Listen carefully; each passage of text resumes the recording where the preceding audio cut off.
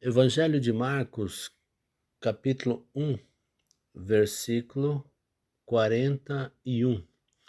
E Jesus, movido de grande compaixão, estendeu a mão e tocou-a, e disse-lhe: Quero ser limpo. Meus irmãos, minhas irmãs, esse fato aconteceu na vida de um homem leproso, de um homem que era rejeitado pela sociedade. Esse fato aconteceu na vida de um homem que não podia estar no meio da sociedade.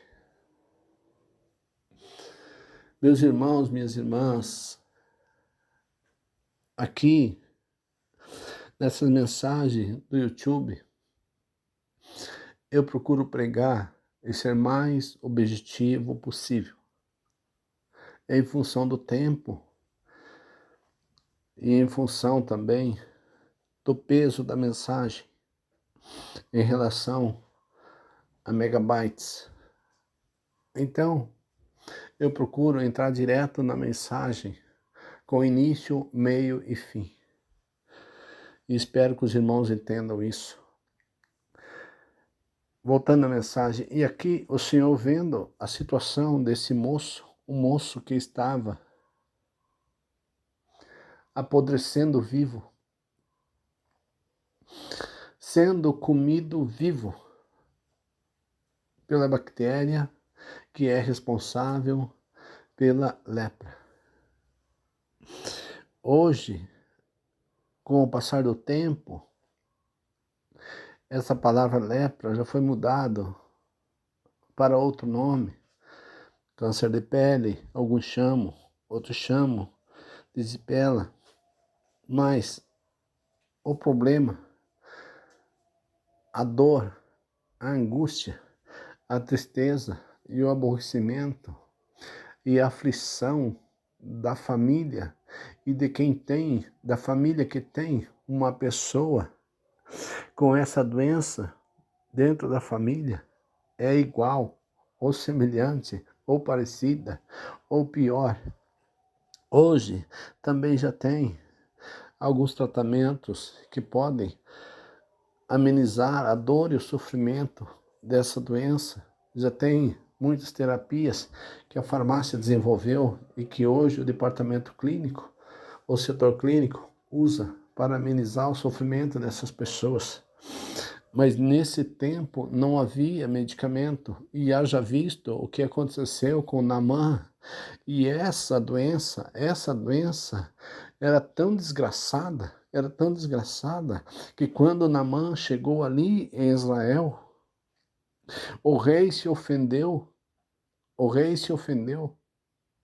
por força desse capitão chegar ali com essa doença à procura da cura.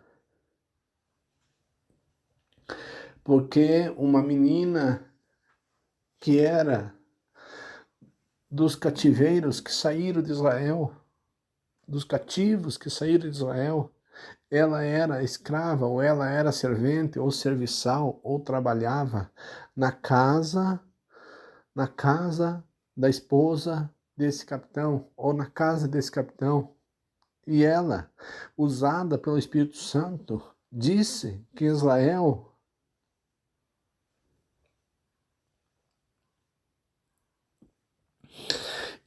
tinha cura para a doença deste homem. E esse homem, ouvindo isso, ele se despiu do seu orgulho, se despiu da sua vaidade e foi até Israel à procura da cura. Isso foi a primeira fase do despimento do seu orgulho, do seu ego, da sua arrogância, da sua prepotência. Igualmente, esse homem aqui, lá Naamã não era rejeitado em função de ser o capitão do rei, mas certamente na sua casa não tinha vida marital com sua esposa, em função dessa doença, para não contaminá-la. Então, este homem faz a mesma coisa. Ele se despede do seu orgulho, da sua ira, da sua prepotência, da sua vanglória, do seu machismo, e se prostra diante do Senhor. Porque, meus irmãos, naquela época, para um homem se prostrar diante de outro homem, precisaria ser um momento muito especial, um momento muito crucial para isso acontecer. Um momento que as pessoas se prostravam era quando queria pedir a remissão para que ele não fosse morto, porque já estava numa sentença de morte. E esse homem também estava numa sentença de morte. E agora ele chega diante de Jesus e se prostra ali perante o Senhor. E essa lepra é como o pecado. Ela vai nos consumindo a cada dia. Ela vai eliminando as pessoas a cada dia. E esse homem aqui era o que esse homem fez era o que o Senhor esperava de Israel. Que Israel reconhecesse que estava leproso, e se prostrasse diante do Senhor. Veja que esse homem é a única pessoa a ser curada, que a Bíblia diz que Jesus se moveu de íntima compaixão pela enfermidade dele, pela situação dele. E o Senhor estendeu a mão e lhe tocou-lhe, e o homem ficou curado. Da mesma forma, o Senhor estava comovido com a situação de Israel. E o Senhor esperava que Israel reconhecesse que estava doente, reconhecesse que estava enfermo e reconhecesse que o Senhor podia curar Israel. E o Senhor já estava comovido de íntima compaixão da situação de Israel. E o Senhor estava pronto a estender a mão para Israel e curar Israel daquela enfermidade do pecado, daquela podridão que Israel estava vivendo. Meus queridos, minhas queridas, veja que uma coisa impressionante, como uma doença, ela quebra o coração do homem. Como Deus sabe quebrar o coração do homem através de uma enfermidade. Deus sabe quebrar a enfermidade, o orgulho de uma nação, através de uma crise financeira ou através de uma pandemia, igual aconteceu com o Covid-19, ou que as nações ficaram todas santas, ou como as nações começaram a buscar de Deus, como as pessoas começaram a se prostrar diante do Senhor, e aquele que não orava mais começou a reunir a sua família em casa e começou a pedir a misericórdia do Senhor. E o Senhor, vendo que o povo se humilhou, que o mundo se humilhou na sua presença, então ele começou a dar sabedoria aos centros científicos para desenvolver o medicamento para controlar a enfermidade. E milhares de pessoas que estavam contaminadas com o vírus, o próprio Senhor curou. Meus irmãos, minhas irmãs, Deus não precisa de internet, Deus não precisa de televisão, Deus não precisa de jornal, Deus não precisa de satélite para fazer com que o mundo se prostre diante dele. É somente ele liberar um vírus ou liberar uma bactéria que o mundo mundo cai de joelho na presença do Senhor, porque a voz do nosso Deus é como trovão e como relâmpago. Isso é o que sai do trono do nosso Deus, aleluia. Então Deus pode falar como uma voz de trovão, na rapidez de um relâmpago para toda a humanidade e fazer com que a humanidade se prostre diante da sua presença e reconheça que só Ele é Deus e que só Ele pode curar, que só Ele pode salvar e que só Ele pode libertar. E aqui nós vemos esse homem simbolizando a nação de Israel e a nação de Israel simbolizando o mundo de hoje, porque o mundo de hoje está mergulhado na inteligência artificial e cada vez mais entrando nessa linha, entrando nesse mundo de inteligência artificial, de sabedoria, de tecnologia e de biotecnologia, de conhecimento, de psicologia, de conhecimento, de química, de física, de conhecimento, de matemática, de conhecimento, de tantas coisas. E o mundo está ficando cada vez mais soberbo e cada vez mais prepotente. E o diabo tem usado os meios de comunicação, principalmente as redes sociais, para fazer com que as pessoas venham cada vez ficar mais incrédula e colocar a existência de Deus e o nome de Deus em xeque. Mas o que o Senhor está esperando desse mundo é que esse mundo reconheça que ele está leproso, que ele reconheça que ele está doente, que ele reconheça que ele está defiando, que ele reconheça que ele está a caminho do inferno, que ele reconheça que está a caminho da perdição e se prostre diante do Senhor. E o Senhor estará pronto para curar este mundo, porque Crônicas, 2 Crônicas 7,14, o Senhor diz: se o meu povo, qual é o povo do Senhor? Todos aqueles que são da descendência de Abraão. Quais são essas pessoas? Todas as famílias da terra, independente de ser judeu ou não ser judeu. E você pode pensar, mas irmão Elzo, descendente de Abraão é o povo judeu. Não, meu querido, minha querida, você precisa então se inteirar mais da Bíblia e ver o que o Senhor fala, e ver o que o Senhor fala em Gênesis, capítulo 12, versículo 3. E o Senhor diz: em ti serão abençoadas todas as famílias da terra, independente de ser inglês, independente de ser francês, independente de ser brasileiro, independente de ser estadunidense, canadense ou mexicano, independente de ser austríaco, independente de ser russo, independente de ser chinês, coreano, japonês, independente de ser do continente africano, independente de ser do continente asiático, independente de ser do continente europeu. Meu querido, minha querida, ali está uma promessa do Senhor. Todas as famílias da terra, aonde tiver uma família na face da terra, lá no mato, lá na lavoura, lá no deserto, lá nos gelos, lá nos Alpes, aonde tiver, nos grandes centros comerciais, aonde tiver uma família, ali está a bênção do Senhor. Por isso que o Senhor abomina casamento entre homem e homem, entre mulher e mulher, porque ali não está sendo constituída uma família, mas ali está uma rebeldia colocada em prática em relação à palavra do Senhor, porque ali está duas pessoas desafiando o poder do nosso Deus, mas mesmo assim, esses dois homens ou essas duas mulheres ainda são abençoados, eles ainda são abençoados, porque eles são descendência de uma família. Veja o amor do nosso Deus, veja o quanto nosso Deus é amoroso, o quanto nosso Deus é grandioso e misericordioso.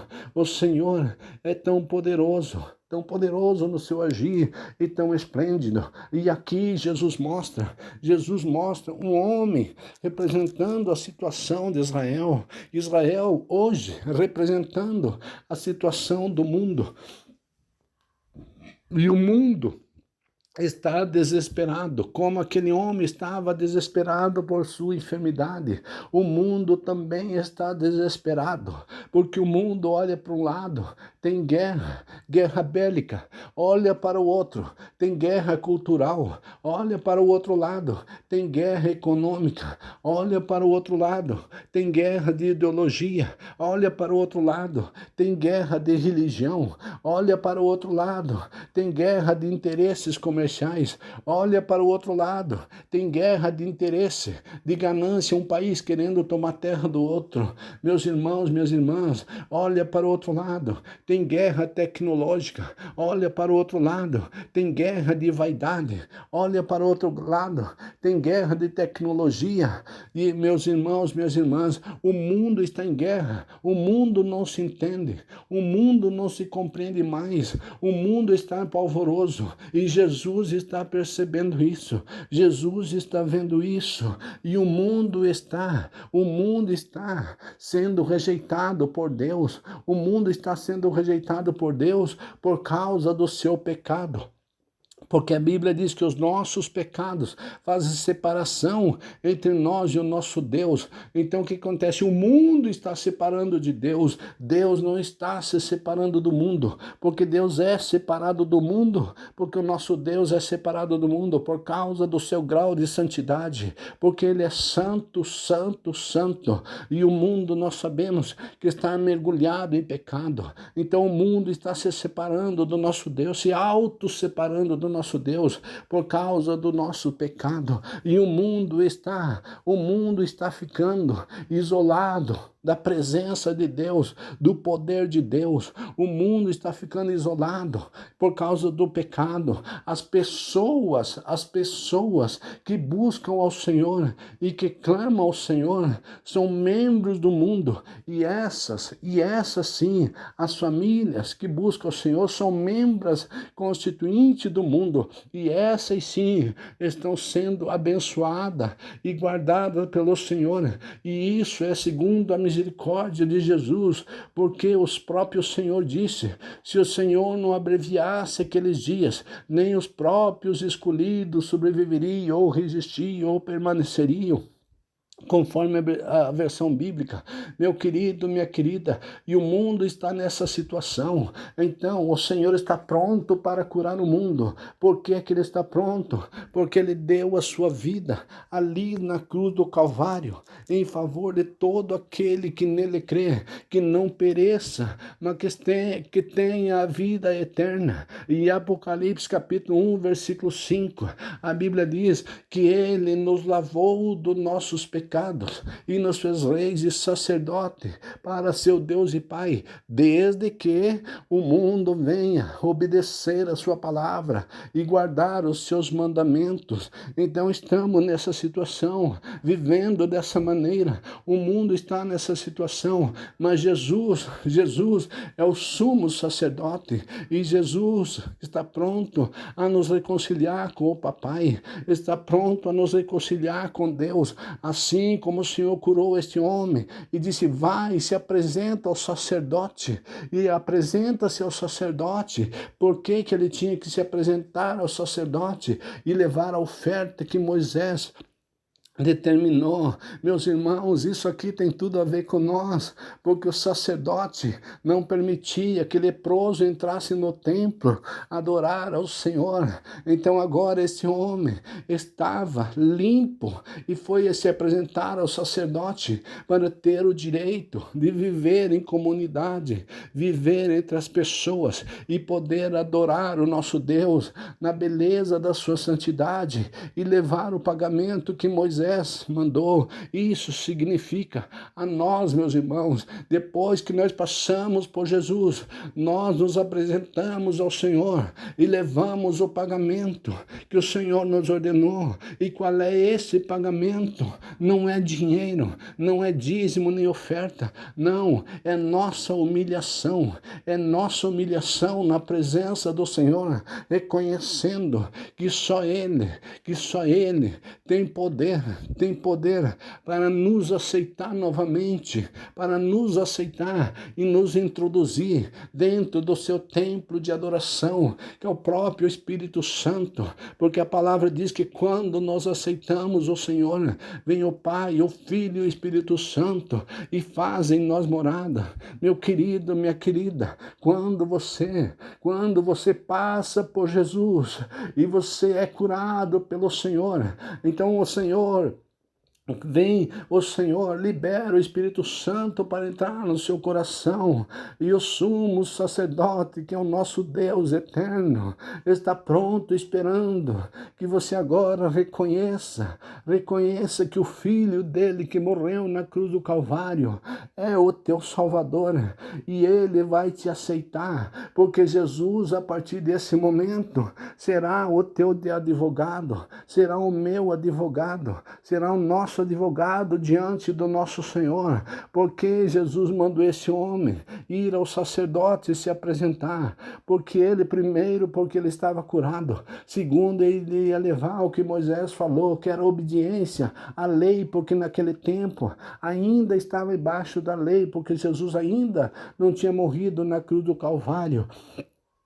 Aleluia, bendito seja o nome do Senhor. E terceiro, que ele pediu para que esse homem, ele falou para que esse homem fosse lá, por questão de humildade, meus irmãos, questão de reconhecimento. E aí o sacerdote ia perguntar para ele, certamente perguntaria: quem é que te curou? Quem é que te fez isso? E ele ia dizer: o Jesus Nazareno, o Nazareno da Galileia, o Galileu, foi ele que me curou, o Filho do Pai Eterno. E é esse Galileu, esse Nazareno que está aqui hoje, que está aí hoje na tua casa, no teu coração, que está aqui no nosso meio, para nos curar, para nos limpar dessa lepra infernal que se chama pecado. E como o Senhor pode nos limpar dessa lepra, além da lepra física, além da lepra biológica, além da doença, além dessa patologia, que o Senhor pode nos libertar, pode nos limpar. Ele também pode nos limpar dessa lepra, dessa patologia, dessa doença que se chama pecado. E quem sabe você esteja perguntando agora: irmão Elzo, o que eu devo fazer? O que eu devo fazer para ser limpo dessa doença patológica, dessa doença física, dessa doença psicológica, dessa doença sentimental que me mata, dessa doença que o diabo tem colocado na minha vida? Eu quero te dizer que você tem que ir lá, fazer o que está escrito em 2 Crônica 7:14, que o Senhor disse ao meu povo que se chama pelo meu nome, se humilhar e orar, fazer o que esse homem fez. Ele se chamava pelo povo do Senhor, mas ainda não era uma ovelha do rebanho, porque ele estava leproso. Então ele não podia estar no meio do rebanho, mas ele tomou a atitude certa. Ele correu a Jesus e ele reconheceu o Senhor, e ele se humilhou na presença do Senhor, e ele se prostrou. Além dele se prostrar, ele adorou ao Senhor, mesmo na sua podridão, mesmo na sua doença, mesmo no seu estado perecível que ele estava da enfermidade. Primeira coisa, ele tomou uma atitude. Segunda coisa, ele reconheceu que ele dele mesmo não podia fazer nada, que a ciência, que o homem, que a política, que todo o poder que tinha na terra não podia fazer nada por ele. Terceiro, reconheceu que só Jesus podia mudar a sua situação. Quarto, ele adorou ao Senhor. E quinto, ele obedeceu. Quinto, ele foi limpo. Sexto, ele obedeceu o que o Senhor mandou ele fazer. Essa irmã que está nessa situação, nesse momento, você que conhece, você que sabe, compartilhe com ela esta palavra, porque Deus pode fazer a obra na vida dela neste momento.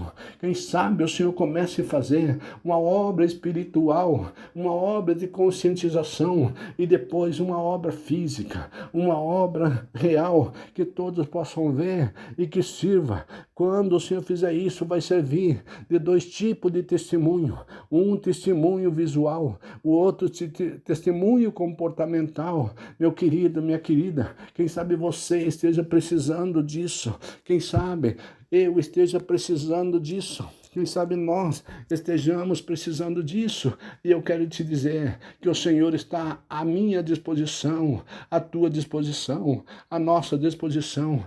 Tome atitude nesse momento e se humilhe diante do Senhor e clame ao Senhor que Ele está com sua mão estendida para te abençoar, porque a palavra do Senhor diz que o Senhor não está com seus ouvidos agravados, para que não nos ouça, e nem com as suas mãos encolhidas, para que não possa nos abençoar. Em nome de Jesus Cristo, faça isso agora e seja liberto de uma vez por toda, e aceito pelo sumo sacerdote Pai eterno, e venha adorá-lo no templo da sua santidade e fazer parte do seu rebanho, para a glória do Pai, do Filho e do Espírito Santo, no glorioso nome santo de Jesus. Receba essa palavra no teu coração. Amém.